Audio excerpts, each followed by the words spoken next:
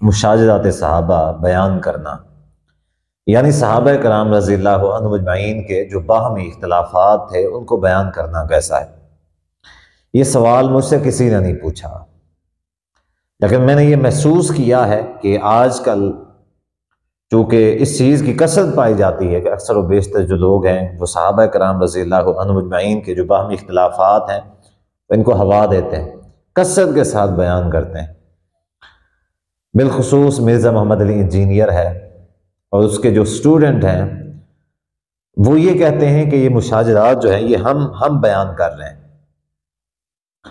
یہ علماء کرام جو مولوی حضرات ہیں یہ بیان نہیں کرتے، یہ چھپاتے ہیں، یہ اصل دین کو چھپا رہے ہیں، یہ اصل دین ہم بیان کرتے ہیں، یہ حق بات کو مولوی چھپاتے ہیں۔ آگے چل کے میں آپ لوگوں کو بتاتا ہوں کہ ہم چھپاتے ہیں نہیں چھپاتے، چھپاتے ہیں تو کیوں چھپاتے ہیں، بیان کرتے ہیں تو کیسے اور کیوں بیان کرتے ہیں، اس کی انشاءاللہ ڈیٹیل آ رہی ہے۔ اب سوال یہ ہے کہ مشاجرات صحابہ، ہم یہ کہتے ہیں کہ مشاجرات صحابہ بیان نہیں کرنے چاہیے۔ ہاں اگر بیان کیے جائیں اس کے لیے بھی کچھ شرائط ہیں۔ لوگ یہ کہتے ہیں کہ جی محدثین نے بیان کیا ہے تو ہم کیوں نہ کریں؟ تو اس کا جواب یہ ہے کہ محدثین نے جس انداز میں بیان کیے ہیں وہ انداز کچھ اور ہے،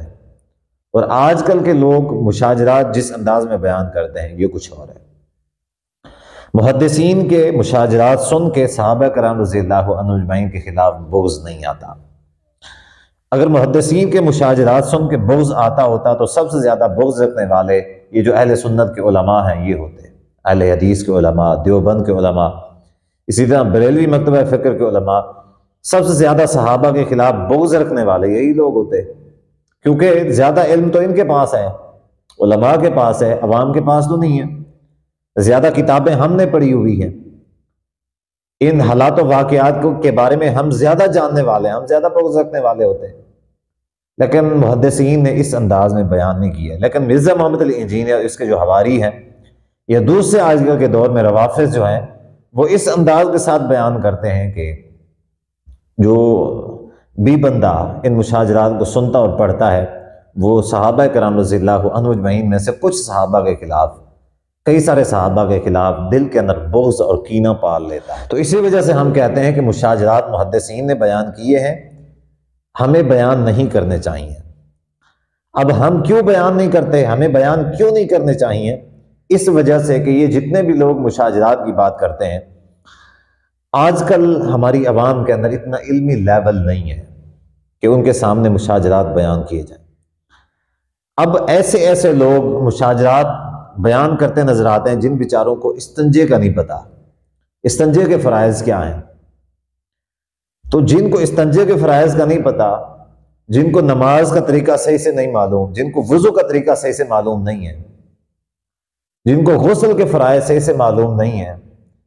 یعنی جو فرائض ہیں ان کے بارے میں ان کو صحیح سے علم نہیں ہے، جن کا قیامت کے دن ان سے سوال پوچھا جانا ہے، تو یہ بات کرتے ہیں مشاجرات کی کہ جی مشاجرات کیوں نہیں بیان کیے، مشاجرات کیوں نہیں بیان کرنے دیتے۔ دیکھیں بھی بات وہی ہے، ہم اسی وجہ سے بیان نہیں کرتے کہ اگر بیان کرتے بھی ہیں تو محدثین کے طرز کے اوپر کبھی کبھار، لیکن اکثر اوقات ہم بیان نہیں کرتے۔ کیوں نہیں کرتے؟ کہ عوام کے لیے جس چیز کی زیادہ ضرورت ہے وہ یہ جو استنجے کے مسائل ہیں، نماز کے مسائل ہیں، روزے حج زکوٰۃ کے مسائل ہیں، عوام کو یہ نہیں پتا۔ طہارت کے مسائل ہیں، طہارت کا لوگوں کو نہیں پتا۔ جن لوگوں کو طہارت کے بارے میں جانتا ہوں، میں مفتی ہوں اور مجھ سے سوالات پوچھے جاتے ہیں، میرے پاس آتے ہیں کئی سارے مسئلے، میں جانتا ہوں کہ عوام کے کیا مسائل ہیں، اور میں بیٹھ کے مشاجرات بیان کرنے کے لیے۔ تو مرزا محمد علی انجینئر مشاجرات کیوں بیان کرتا ہے؟ اس کا مقصد عوام کو شعور دینا نہیں ہے، کیونکہ قیامت کے دن ہمارے نماز روزے حج زکوٰۃ کے بارے میں پوچھا جانا ہے۔ یہ نہیں پوچھا جانا کہ تم نے وہ چیز فلاں صحابی کو برا کہا تھا کیوں کہ نہیں کہا تھا، فلاں کو اچھا کہا تھا کہ نہیں کہا تھا۔ ہم سے تو ہمارے اعمال کے بارے میں پوچھا جائے گا، اور یہی عقیدہ مرزا محمد علی انجینئر کا پہلے تھا۔ تو بہرحال صحیح بات یہ ہے کہ صحابہ کرام رضی اللہ عنہم اجمعین کے مشاجرات بیان نہیں کرنے چاہیے۔ آئیے میں حدیث سے ثابت کرتا ہوں، اور وہ بھی صحابہ کرام رضی اللہ عنہم اجمعین کے افعال اقوال سے۔ ابو داود کے اندر 4649 حدیث نمبر ہے، جس میں ہے کہ صحابی رسول حضرت حذیفہ رضی اللہ تعالیٰ عنہ لوگوں کے اندر، یعنی یہ آخری زمانہ تھا صحابہ کا، تو لوگوں کے اندر نبی صلی اللہ علیہ وسلم کے بارے میں، جو نبی اسلام صحابہ کرام رضی اللہ عنہ اجمعین کے بارے میں کچھ باتیں فرما دیا کرتے تھے غصے کی حالت میں یا ناراضگی کی حالت میں، تو اس طرح کی جو باتیں تھیں وہ حضرت حذیفہ رضی اللہ تعالیٰ عنہ جو دوسرے لوگ تھے ان کے سامنے بیان کیا کرتے تھے کہ نبی اسلام نے فلاں صحابی کے بارے میں یہ فرمایا،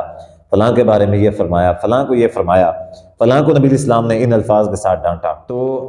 لوگ جاتے تھے یہ بات پوچھنے کے لیے حضرت سلمان رضی اللہ تعالیٰ عنہ کے پاس کہ آپ بھی ان کے ساتھ ہوتے تھے، تو آپ بتائیں کہ کیا واقعی نبی اسلام نے ایسا فرمایا ہے؟ تو حضرت سلمان رضی اللہ تعالیٰ عنہ فرماتے کہ اگر حذیفہ رضی اللہ تعالیٰ نے بیان کیا ہے تو آپ ان سے جا کے پوچھیں، وہ زیادہ اس بارے میں علم رکھنے والے ہیں۔ حالانکہ حضرت سلمان رضی اللہ تعالیٰ کو ان باتوں کا علم ہوتا تھا، لیکن اس کے باوجود بھی اس بات کی تصدیق نہیں کرتے۔ آخر حضرت حذیفہ رضی اللہ تعالیٰ ایک دن حضرت سلمان رضی اللہ تعالیٰ کے پاس پہنچ گئے، وہ کھیت میں کام کر رہے تھے، تو ان سے پوچھا، ان سے کہا کہ آپ میری تصدیق کیوں نہیں کرتے؟ حالانکہ آپ جانتے ہیں جو باتیں میں بیان کر رہا ہوں یہ نبی علیہ الصلوۃ والسلام نے ایسا کچھ فرمایا ہے، واقعی میں سچ ہیں، تو آپ میری تصدیق کیوں نہیں کرتے؟ تو وہی بات پھر حضرت سلمان رضی اللہ عنہ نے دہرائی کہ نبی علیہ السلام غصے کی حالت میں یا بعض مسائل کے اندر صحابہ کو، کسی صحابی کو اگر ڈانٹ دیتے تو یہ لوگوں کے سامنے بیان کرنے والی باتیں نہیں ہیں، اسی وجہ سے میں تمہاری تصدیق نہیں کرتا۔ اور الفاظ ہیں، اس حدیث کے الفاظ ہیں، یہ صحیح حدیث ہے ابو داود کی 4649، فرماتے ہیں واللہ لتنتہین، اللہ کی قسم یا تو آپ اس چیز سے باز آ جائیں، ایسے جو واقعات ہیں یہ بیان کرنا چھوڑ دیں، او لأکتبن الی عمر، یا تو پھر میں عمر رضی اللہ تعالیٰ کو خط لکھنے جا رہا ہوں کہ آپ اس طرح کے کام کر رہے ہیں، صحابہ کے بارے میں اس طرح کی جو باتیں ہیں آپ لوگوں کو بیان کرتے ہیں۔ تو آپ اس بات سے اندازہ لگائیں کہ حضرت سلمان رضی اللہ تعالیٰ روکتے ہیں حضرت حذیفہ رضی اللہ تعالیٰ کو یہ چیزیں بیان کرنے والی نہیں ہیں، نہ کیا کرو۔ اب آئیے دوسری روایت آپ لوگوں کے سامنے رکھتا ہوں، صحیح مسلم کی 4733 نمبر حدیث ہے، صحابی رسول عائض بن عمرو رضی اللہ تعالیٰ عنہ عبداللہ بن زیاد کے پاس جاتے ہیں اور اس کے پاس جا کے اس کو نصیحت کرتے ہیں، نصیحت کرتے ہوئے کہتے ہیں کہ سب سے بدترین حکمران وہ ہوتا ہے کہ جو اپنی رعایا پہ ظلم کرنے والا ہوتا ہے، اور میں یہ چاہتا ہوں کہ تم ویسے نہ بنو۔